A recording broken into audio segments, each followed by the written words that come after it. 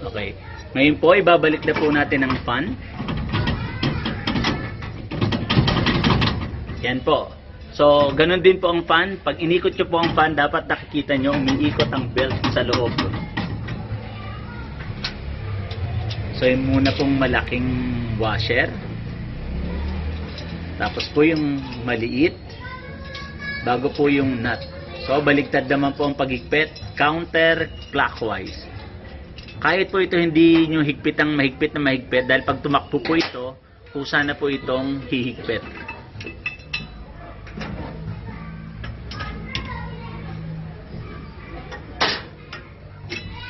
Okay. Ngayon po, ibabalik na natin ang housing.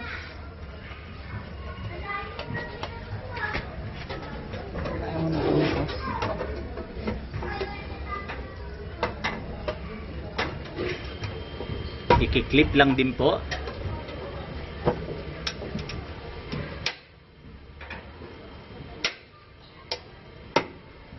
Okay. So, katulad po na sabi natin kanina, naghiwalay dito ang bigas at ang ipa, hihigupin po rito. Ngayon ito po ay, ang function po nito, ito po ay parang bintana.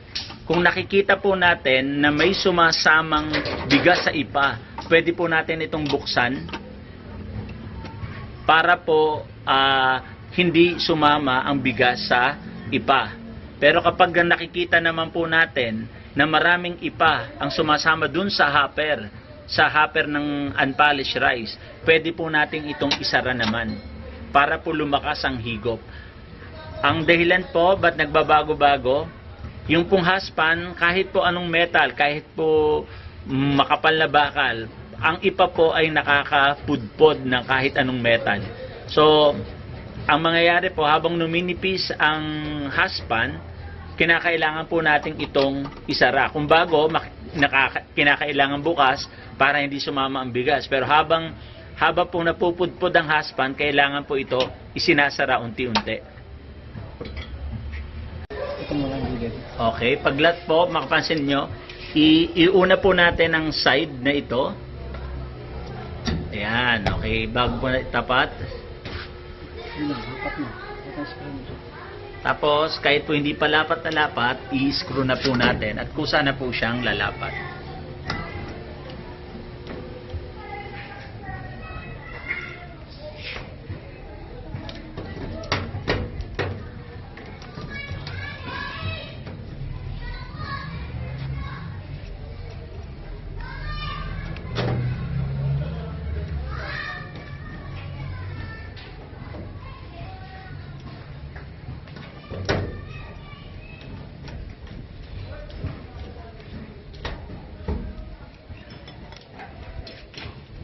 Ito po ang assembly ng ating huller.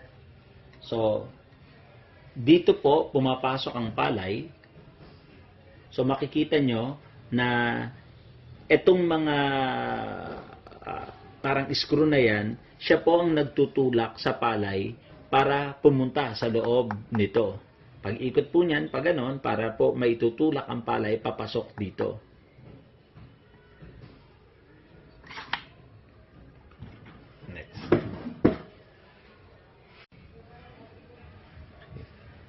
Pagpasok po ng palay dito, pupunta po siya sa loob nito. Ano po ang nandirito? Ito po yun, no? Nakaganyan po ito, dito. Papasok po ang palay dito at ibabato po siya rito sa impeller.